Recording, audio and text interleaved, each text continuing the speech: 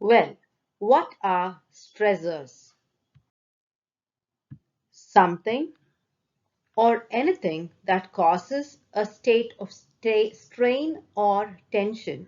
You can call them as stressors. Sometimes you will know that something causes you an irritation.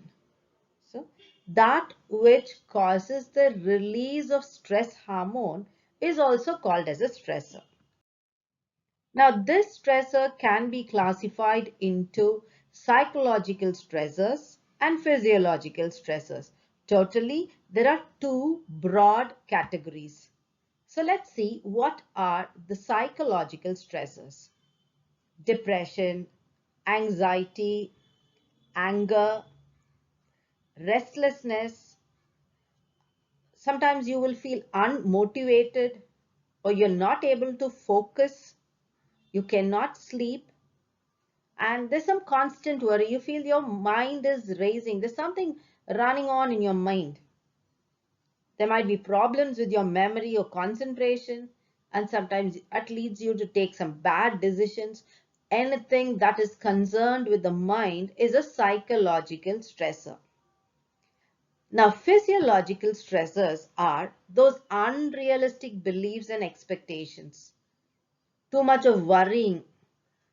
Sometimes there would have been a loss. You would have been working somewhere, suddenly you no more work in that organization. They would have sent you out, or maybe you would have had an unhappy childhood, some financial problem. There's no money at home, and you have that kind of low self-esteem.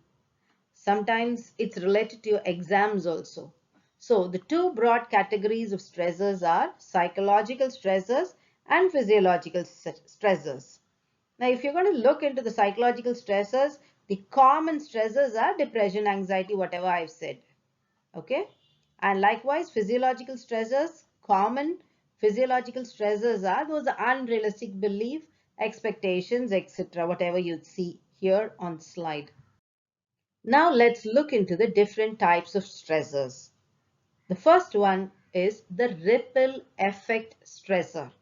Ripple effect stressor is an event can continue to cause other daily stressors. Just like imagine you're throwing a stone in a bowl of water or maybe into a pond. The ripple that you find, one incident causes a stress on other daily events. So that is called as a ripple effect stressor. The next one is acute stressors. You call it as acute stressors. They are nothing but short-term stressful situations that will soon be resolved. You need not bother. It will be resolved. It's called as acute stressor. Third, personal or non-personal stressor. By this, I mean that certain things cannot be controlled. It's not in your control. It will happen if it is supposed to happen. So they are called as personal, non-personal stressors. Chronic stressors. Now, as the word tells you, chronic, long-term. They are long-term stressful situations. 5. Trigger stressors. Something would have happened in the past. The reminders of the past stress. So they are called as trigger stressors. Next, not knowing stressors. Sometimes you would have come across a situation or an occasion.